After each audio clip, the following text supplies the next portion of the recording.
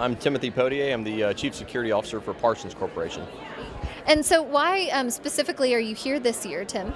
Well, this is my first year at the conference, and I was invited by a friend of mine who's a CIO at Austal, and he asked me to come speak at the conference. And I've done a lot of national engagements, but haven't been participating an enormous amount regionally, and I was really impressed to come to the venue and see the amount of participation here, the amount of response, amount of vendors in the area. So excited to participate.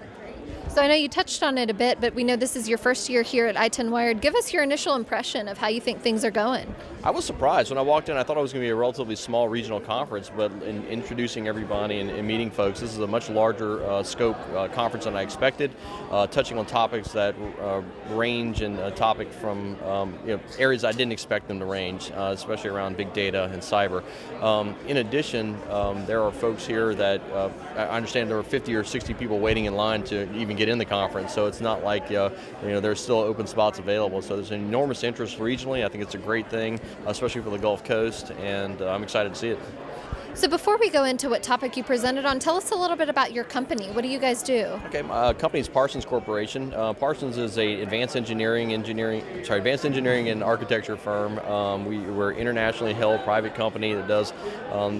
We actually operate in many different markets: transportation, environmental, government systems, professional services. We large international corporation. And tell us a little bit about the topic you presented on today, and what were some of those takeaways?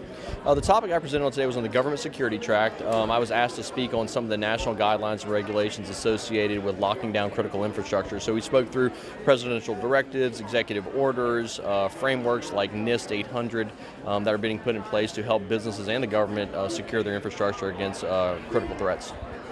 And so those were some of the takeaways for the participants that were in the room? I think the takeaways for the participants were they didn't realize how pervasive government regulation was with respect to cybersecurity and how many different avenues and agencies are participating in developing frameworks that they themselves will be subject to aligning with in the future. So I think they came away wide-eyed about what they need to do to prepare to be able to do business with the federal government with respect to critical infrastructure. Thank you for being here at the conference and for your time today. We appreciate it very much.